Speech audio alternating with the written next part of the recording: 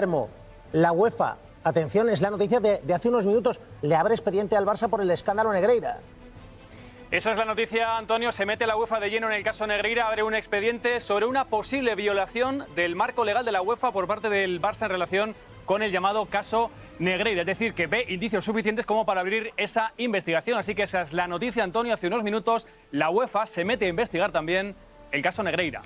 Bueno, a lo mejor ahora desde el Fútbol Club Barcelona vuelven a insistir en que esto es una cosa de Madrid. Bueno, de Madrid ahora mismo también de la UEFA. Le abren expediente, es una noticia importante porque el Barça lo que está diciendo es, de momento seguimos sin explicaciones hoy sobre por qué contrataron a Enríquez Negreira, ¿no?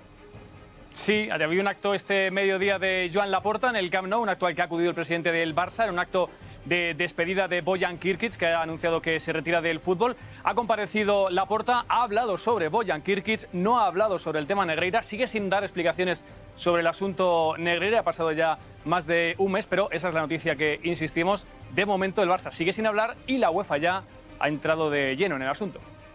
Bueno, es sorprendente porque, Guillermo, el Barça ha creado una especie de cuenta para que, digamos, les informen de a quién hay que demandar y a quién no.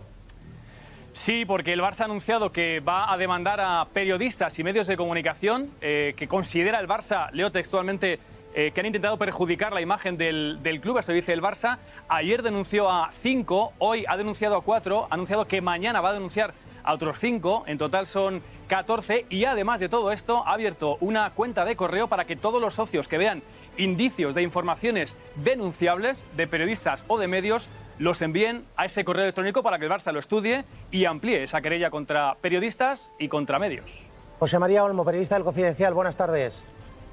Buenas tardes, ¿qué tal, Antonio? ¿Qué te parece? Bueno, tú también estás acostumbrado a querellas y demandas, ¿no? Bueno, es la amenaza que suelen utilizar los poderosos para intentar silenciar a los medios de comunicación. La verdad que como política de comunicación me parece un poco extraño, y sobre todo esto de convertir a los socios del Barça en una especie de red de delatores, ¿no? Al final, los medios de comunicación nos limitamos a hacer nuestro trabajo, a contarle a la gente, también a los socios del Barça, lo que está ocurriendo, y lo lamentable es que el club, un mes después, todavía no se haya pronunciado oficialmente sobre hechos que son tan graves, que hasta la UEFA ha considerado que debe investigarlos. Claro, José María, porque aquí lo que queremos es explicaciones, porque si hay alguien que está perjudicando al Barcelona, son aquellos que han tenido durante años contratado al número 2 del arbitraje español.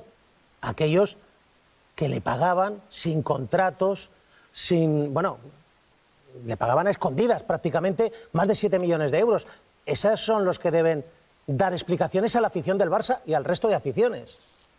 Claro, no solo eso, es que hay que tener en cuenta que por lo que conocemos hasta ahora, un directivo, José Contreras, que estuvo durante muchos años vinculado a muchas directivas del club, estuvo utilizando presuntamente sus empresas para vaciar las arcas del equipo. Eso en sí ya debería ser algo suficientemente grave como para que los propios socios exigieran a Laporta explicaciones. Yo creo que aquí lo que ha quedado claro hasta ahora, por lo que hemos ido sabiendo, es que durante muchísimos años ha habido una trama paralela a la estructura oficial del club que ha permitido que algunos particulares se hayan enriquecido y luego que el club esté ahora sometido a un escándalo que puede acabar con gravísimas consecuencias. Y ahí los responsables no son, creo, en mi opinión, los periodistas que estamos contando lo que ha ocurrido, ¿no? Los que estamos contando las aficiones de toda España, lo que está pasando con uno de los clubes sin duda más importantes de este país y del mundo. Yo creo que los responsables son todos los gestores que durante tantísimos años conspiraron en la sombra para que esto ocurriera. Y yo creo que al final, o por la parte administrativa a nivel europeo o a nivel nacional, o por la parte penal, al final va a acabar habiendo unos responsables. Y desde luego no serán, creo, los periodistas o los medios de comunicación que estamos intentando explicarle a la gente qué es lo que ha pasado realmente. Además, lo que se está contando es lo que tiene investigada la agencia tributaria, lo que está investigando la jueza, lo que está investigando la Guardia Civil, la Fiscalía. Por ejemplo, Olmo. Es verdad que Negreira ha estado cobrando del Barça durante mucho tiempo. Atención, cuando era número 2 de los árbitros, su hijo también deja de serlo. Él amenaza, atención, a los directivos del Barcelona con tirar de la manta, Negreira, porque le dejan de pagar. Y tú desvelabas en las últimas horas, ¿quién le empieza a pagar a Negreira?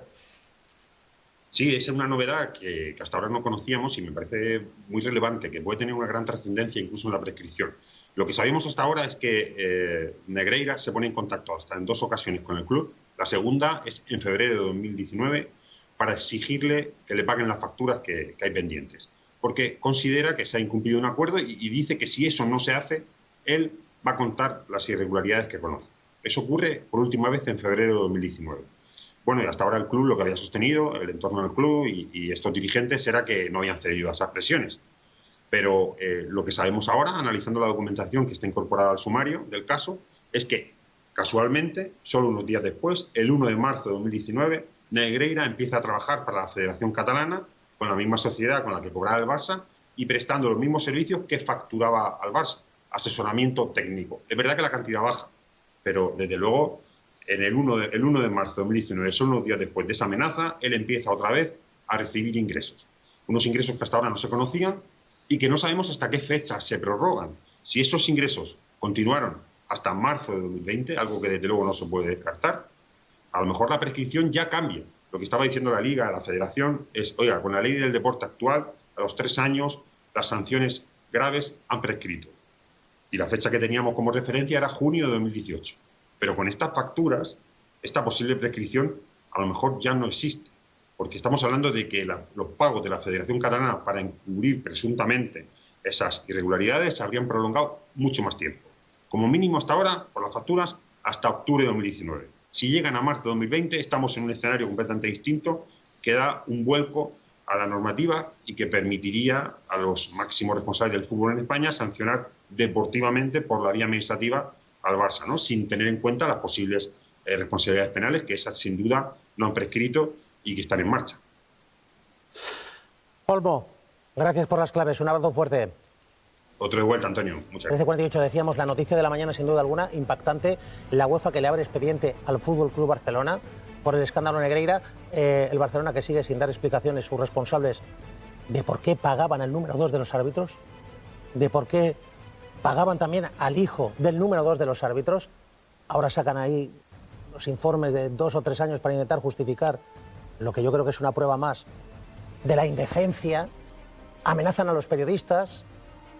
Guillermo Moreno, ¿hay algún tipo de respuesta desde el Fútbol Club Barcelona al expediente abierto por la UEFA?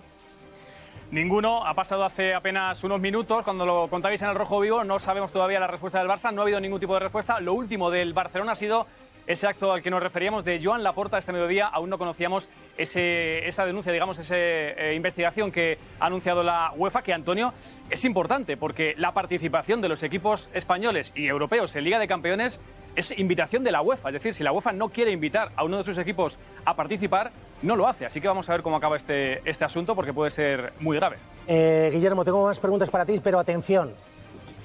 Novedades que les avanza la Sexta. Importantísimo. Este señor, Enrique Negreira, la mano derecha de Sánchez Arminio, el factotum junto a Sánchez Arminio del arbitraje español durante 20 años, recibió más de 7 millones de euros del Fútbol Club Barcelona. Lo ha reconocido por aparentemente nada. De él no encontraron ningún informe. Algo haría, porque el propio Laporta le subió el sueldo. ¿Van a demandar por eso?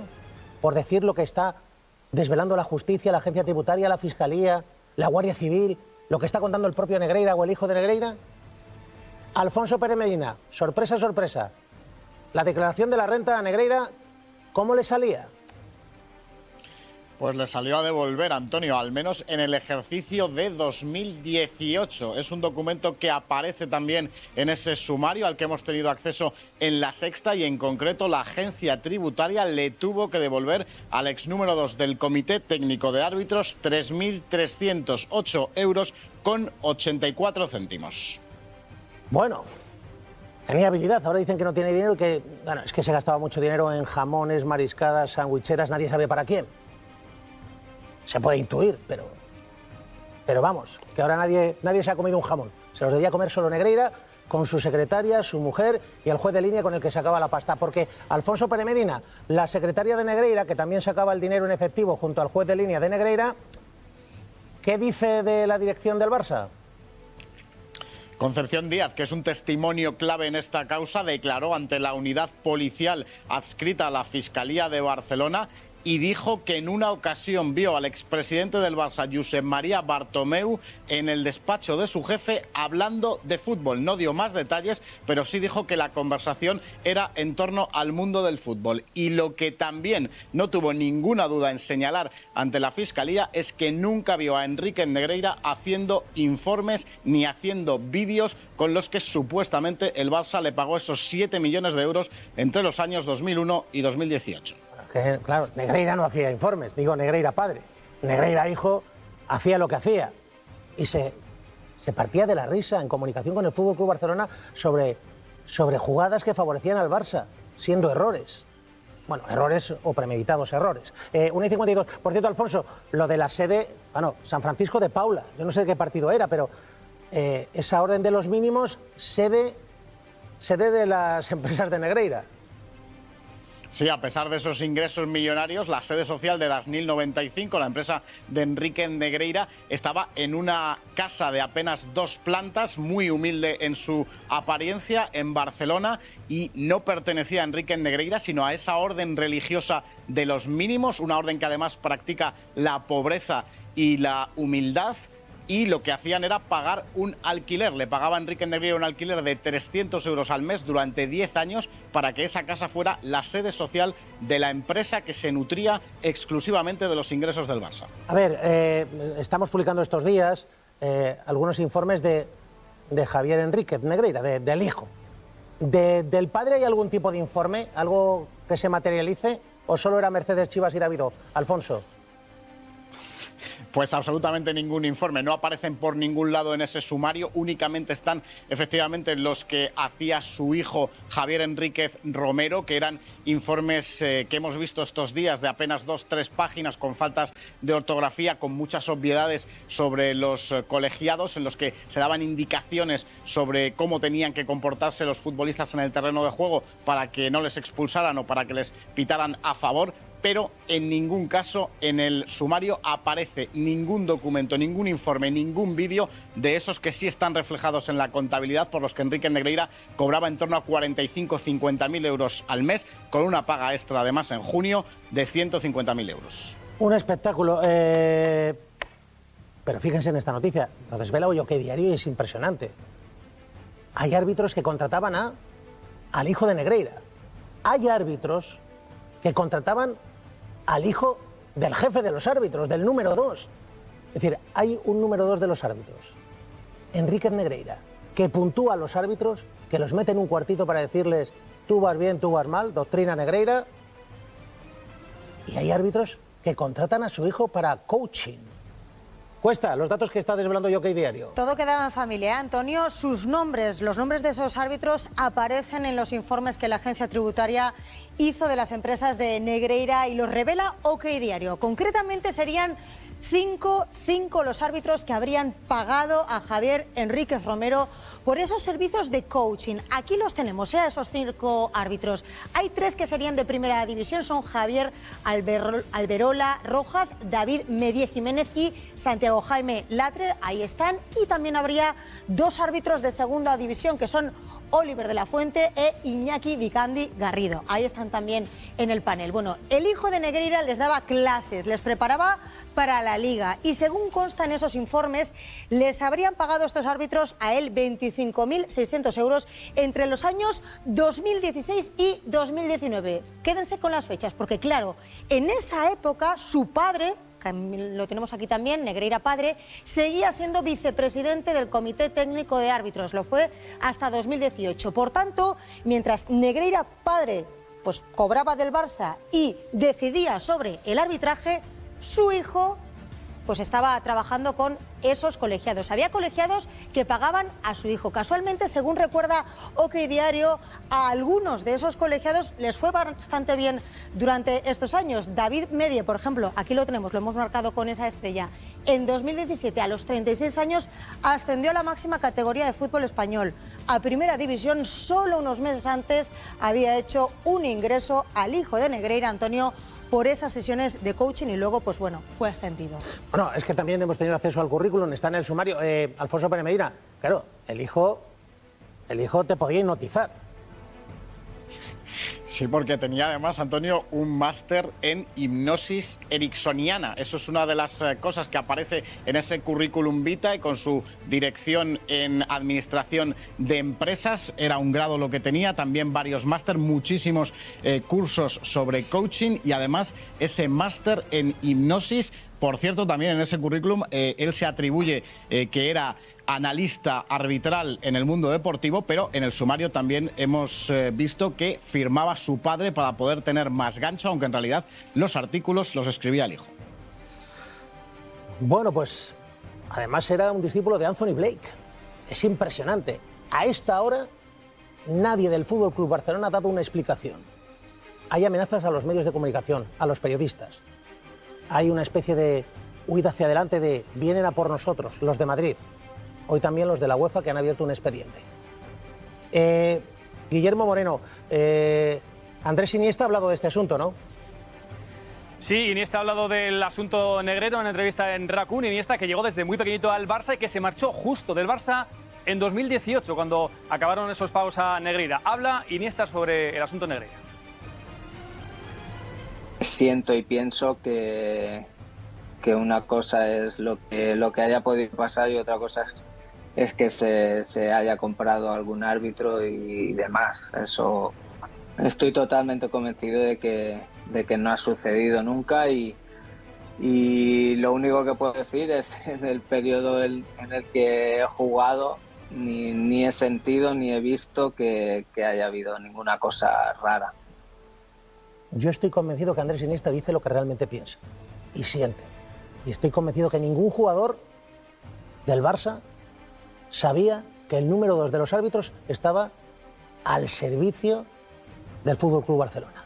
Estaba a su servicio. Por eso le pagaban. Y le seguían pagando durante años. Y por eso prescindieron de él cuando dejó de ser el número 2, el vicepresidente del Comité Técnico de Árbitros.